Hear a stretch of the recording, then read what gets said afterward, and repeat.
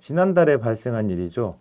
서울시 방학동에 위치한 한 아파트에서 화재가 발생해 2명의 희생자가 생겼는데요. 아마도 많은 독자분들께서도 이 사고를 자세히 알고 계실 겁니다.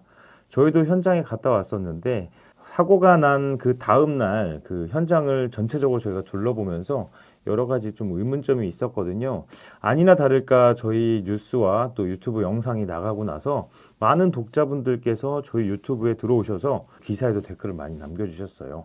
독자분들이 이제 제시하신 여러 가지 의문점들이 있었는데 저희가 그때 당시 현장에서 생각했던 부분하고 거의 일치하는 것들이어서 저희 역시도 그 한 번의 취재 이후에 추가적인 모니터링을 통해서 그때 그 사고의 의문점을 해소하기 위한 정보를 취합하고자 굉장히 노력을 했습니다. 그러던 중 오늘 날짜로 저희가 관련된 여러 가지 의문점을 좀 풀 수 있는 실마리들을 찾아서 지금 방송을 통해서 한번 설명을 좀 드리려고 해요.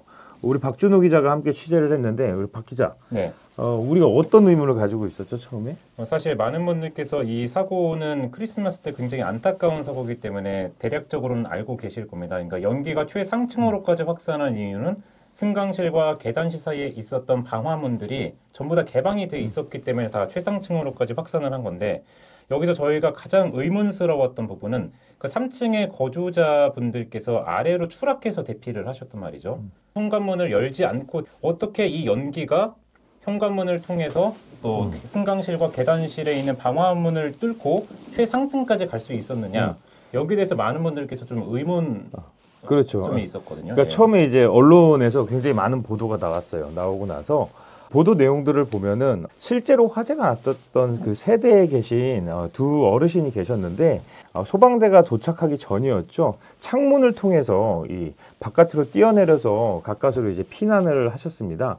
근데 이제 저희가 이제 궁금했던 거는 아파트에 이제 연기가 굉장히 빠르게 이제 확산이 됐었는데, 그렇게 확산이 되려면은 저희가 현장 가서 확인했었던 거는 이제 복도의 승강기실과 저 층계랑 연결되어 있는 방화문은 대부분 이제 개방되어 있는 상태였거든요. 이 아파트가 좀 독특한 게 세대로 들어가는 그 현관문이 사실 2개예요, 2개. 승강기실에서 이 사고가 난 301호 같은 경우는 하나의 문을 열고 들어가면 부속실 같은 게 하나 있습니다. 그래서 여기를 이제 그 한 3m 정도를 이렇게 들어가면 또 왼쪽에 이제 문이 있는 구조여서, 그러니까 이렇게 꺾여서 2번의 문이 이제 형성이 되어 있는 거죠. 근데 이분들이 그 사고가 났을 때 창문을 통해서 대피를 하셨는데 이 현관문이 왜 열려 있었을까? 그 시간에 그때가 이제 새벽때였지 않습니까?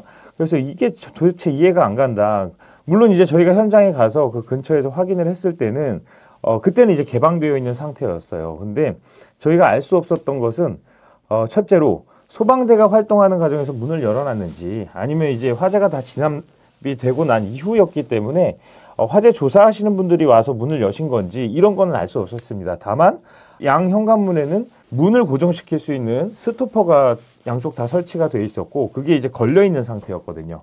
우리가 상식적으로 생각을 하면 아파트의 현관문은 들어가면 보통 이 위에 도어 클로저가 설치되지 않습니까? 그래서 말발굽, 소위 그 스토퍼를 걸어놓지 않는 이상 사람이 나갔다 들어왔다 할 때 자동으로 이제 문이 닫히게 되잖아요. 물론 그쪽 세대에도 저희가 봤을 때는 그런 도어 클로저가 다 설치가 돼 있었거든요. 그런데 어째서 이 문이 열려 있었던 거냐? 이제 그게 의문이었어요. 그래서 이제 저희 박준호 기자가 오늘 이제 많은 기관들에 이제 연락도 해보고 찾아가기도 하고 해서 이렇게 저렇게 좀 알아보려고 애를 썼습니다. 그래서 이제 박 기자가 좀 몇 가지 사실을 확인하게 됐는데 어떻게 좀 어떤 상황이었던 거예요? 그때 당시가? 네, 일단 결론부터 말씀을 드리면 그 현관문은 인위적으로 열려 있었던 게 맞고, 그럼 과연 그걸 누가 열었느냐 봤을 때 그 3층에 있었던 거주자 분께서 일부러 인위적으로 문을 개방한 게 맞습니다. 그래서 그 1차적으로 그 방어막이 뚫리면서 현관으로 갔고요, 연기가. 그 다음에 또 아까 말씀드렸다시피 승강실과 계단실 사이의 방화문은 전층에 다 개방돼 있었던 거를 저희 영상으로 다들 보셨잖아요. 그 연기가 현관문을 뚫고 계단실로 나와서 다시 연기가 위에까지 확산한 걸로 보였습니다. 그러면은 그때 당시에 이제 불이 났을 때에 세대 내에 계시던 어르신분께서 그 문을 열었다는 거죠? 네네네. 그 왜 열었느냐를 봤을 때 전체적으로 그 날 크리스마스 0시부터 불이 난 시점까지 어떤 일이 발생했느냐도 저희가 좀 취재를 해봤었거든요. 그 301호 거주자 70대 저희가 A씨라고 칭을 할게요. A씨는 평소에 컴퓨터 게임을 좀 즐겨 하셨다고 해요. 그리고 최초 발화제로 보이는 이제 작은 방에 컴퓨터가 있는데 그 컴퓨터에서 이제 게임을 즐겨 하시면서 또 흡연도 간간히 하셨던 걸로 밝혀졌는데요. 당시에 크리스마스 한 0시 정도에 역시나 컴퓨터 게임을 하시면서 흡연을 하고 그 버려진 담배 꽁초를 앞쪽에 바닥에 있는 쓰레기통에 버린 후에 취침을 하셨다고 이제 경찰에 진술을 하셨어요. 그러다 이제 잠이 들으셨겠죠. 잠이 들었다가 매캐한 연기 때문에 잠에서 깼다. 보니까 작은 방에 불길이 일고 있었고 그 연기가 발생을 하니까 이 연기를 배출하기 위해서 현관문을 인위적으로 열었다. 현관문을 열면서 밑에 있는 말발굽, 도어 스토퍼까지 고정을 했다라고 이제 경찰에 진술한 것으로 확인이 됐습니다. 아, 그러면은 어쨌든 그 A씨, 그 어르신 분께서 그 화재를 발견하자마자 연기가 가득 차니까 그 연기를 이제 창문이나 아니면 문을 열어 놓아야지 좀 빠질 거라고 생각을 해서 그걸 열어놓고 이제 소위 진압 활동을 하신 거네. 자체 소화 활동을 좀 하셨는데, 네. 아, 그게 이제, 좀 감당할 수 없는 수준에 좀 다다르자, 일단은 그 상태에서 피난을 하게 된 거군요. 네네네. 박준호 기자가 취재를 해온 걸 보면 결론적으로는 저희가 여기서 이제 의문이 풀리는 거죠. 사실 저희가 서두에도 말씀을 드렸지만 그 세대 내에서 나가는 현관문이 2개인데도 불구하고 이게 정말 그때 다 열려 있었던 거야? 만약 이쪽으로 사람이 나가서 피난을 했다라고 하면 열어놓고 갔을 수도 있겠다라는 좀 단순한 생각도 할 수가 있겠지만 상식적으로 그게 좀 쉽지 않은 부분이라서 저희가 계속해서 의문을 가졌었던 거고 독자분들께서 심지어 이제 저희가 이제 그때 당시에는 알 수 없는 상황이었기 때문에 거기에 자세한 내용을 담지를 못했어요. 그리고 또 아무래도 이제 피해를 입으신 분 또 이제 그 실화를 일으키신 분 아무도 이제 만날 수가 없는 상황이었기 때문에 누구의 증언도 수사기관이나 조사기관이 아닌 이상은 저희가 좀 접하기가 굉장히 힘든 부분이 있습니다. 그래서 늦게나마 이렇게 좀 알려드리려고 하는 가장 큰 이유는 저희가 이제 추정컨대 제실자셨던 그 A씨 어르신 같은 경우는 사실 본인께서 그런 피해를 뭐 키우기 위해서 문을 열어놓으신 건 아니잖아요.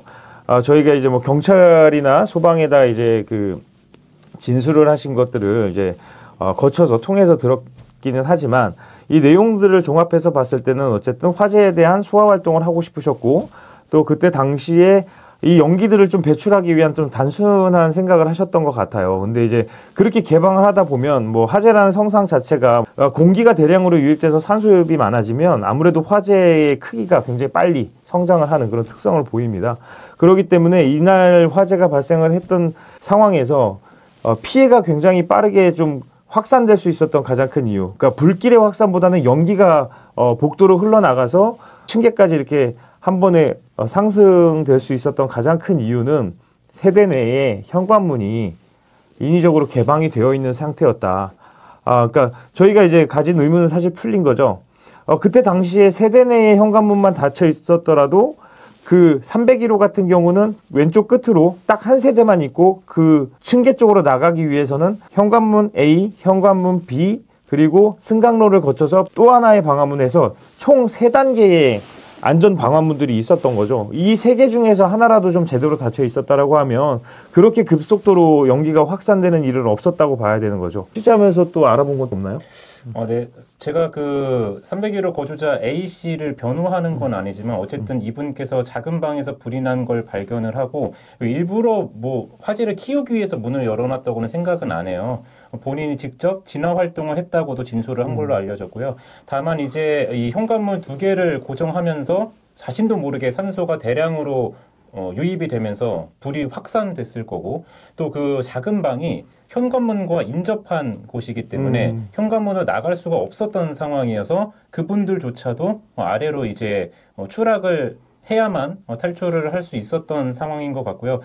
제가 여기서 조금 아쉬웠던 부분은 이분이 화재 진화 활동을 펼친 것까진 좋았지만 조금 신고가 빨랐더라면 어땠을까 하는 아쉬움은 있어요.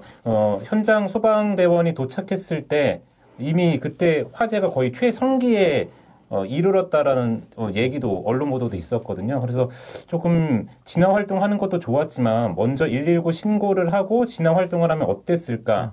그 다음에 인접 주민, 옆집이라든지 위층 주민들에게 이 사실을 알렸더라면 인명 피해가 조금 줄어들지 않았을까 하는 아쉬움은 있습니다.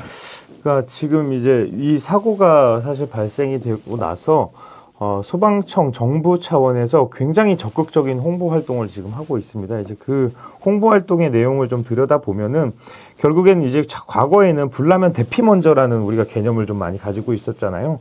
근데 이제 앞으로는 이제 특히 아파트, 콘크리트 구조로 해서 다 내화 구조로 형성돼서 각 세대별로 구획이 다 되어 있는 그런 특성을 가진 환경의 건축물 내에서는 화재가 발생하면 그 상황을 좀 최대한 빨리 파악해서 피난을 하는 게 안전할지 아니면 그곳에 체류하는 게 안전할지 이런 판단을 하는 그런 그 사전 조치가 좀 필요하다라는 방향으로 굉장히 많이 이제 선회를 해서 그런 정책을 많이 홍보를 지금 하고 있는 상황입니다.